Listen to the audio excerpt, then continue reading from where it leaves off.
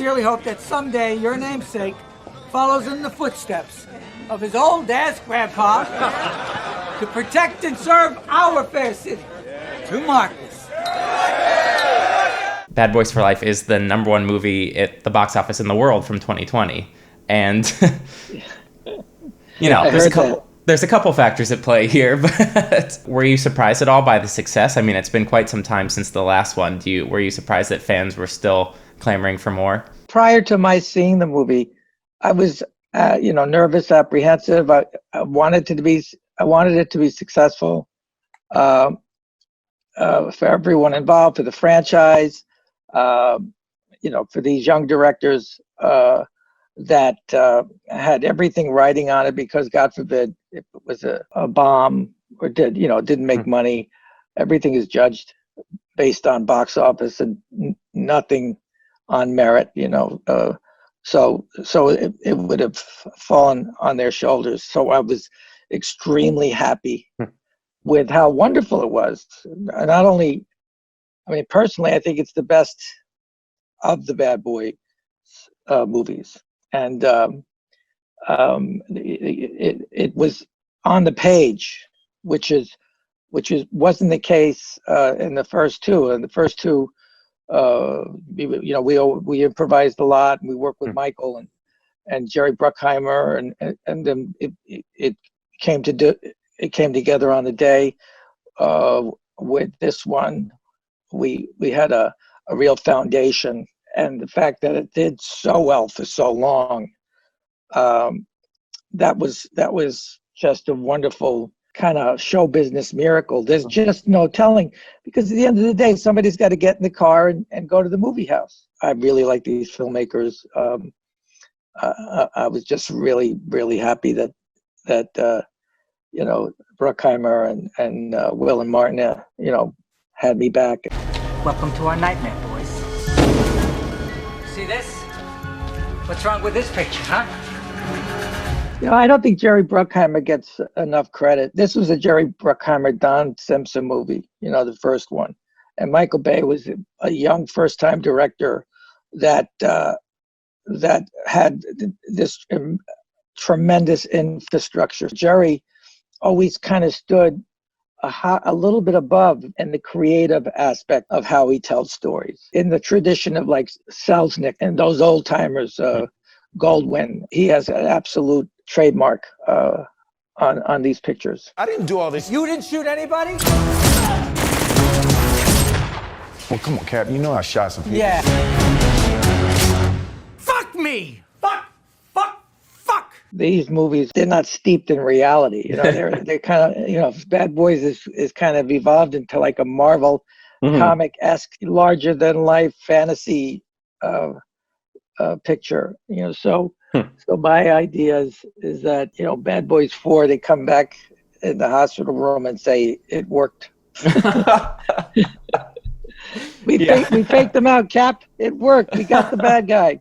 And not only the guy that tried to kill you, but he's my son. I want you to meet him. Say hello to your uncle. I'm just trying to find an angle. I could do the Yoda bit, the Star Wars bit, and come in. There's a sequence of be on Martin's shoulder or Will Smith's shoulder, I like that whispering too. in their ear. The things that I'll miss. I miss Michael Bay yelling at me, and I'll miss Martin and Will and their humanity and their decency and their sense of play and sense of fun and sense of humor, and I look forward to seeing what the boys do with their newfound success, and I hope to be a part of all of it. You did the voice of Martini the Penguin and all of the other reindeer. Rolex, genuine Rolex, $10. I didn't know Rolex had 3 X's. Typographical error, factory seconds. Genuine Rolex. To work with Matt and Drew, I was excited about, and that whole process, and that we were all in the room together was a lot of fun. It was something that my kids could watch. I think it was precursor to the kind of involvement I started getting into with voice work. I don't think I had done that much voice work up until that point. Do you enjoy voice work? Yeah, I do. And also the grandkids. Now I got 4 grandboys that really like to watch all of the other Reindeer and Racing Stripes. And yeah, I tried to get them to sit through the Goonies, the older guys, and they didn't seem to dig it.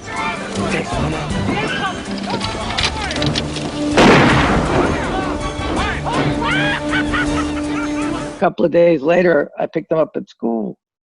And I said, you know, when we get home, we can watch the rest of the Goonies. And the older one said, no, thank you. Oh, no. So what can you do? I mean, you know, you can't please everybody. We're being followed! Shoot that tail! I thought it'd make me look cool. Guess not. Not the tail! The cop's behind us! Drive crazy! Your recent murderous overtures with regard to my person. We meant no disrespect, Fat Tony. We were simply trying to kill you. I like the style of it and the way you work, and you don't have to put on makeup, and you don't have to get dressed to go to work to change and get dressed. Man of my age, I'm much more suited for voice work as I get older. It's either that or start to play judges, you know. You have a small role in Sense8, and of course you've got this long history of working with the Wachowskis. I used to play catch.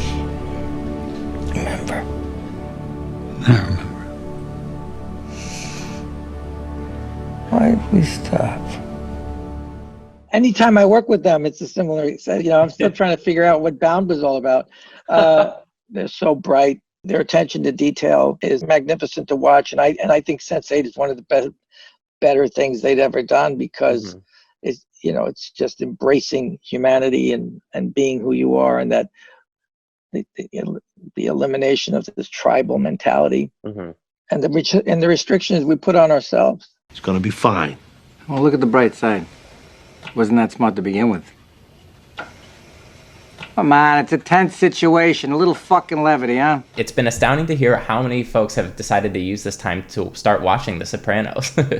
And I wondered if you had heard similar. It blows my mind because I don't watch any of this stuff. And so when people are seeing stuff that's fresh in their mind, like Sopranos, they don't understand that I haven't seen it or been a part of it for 17 years.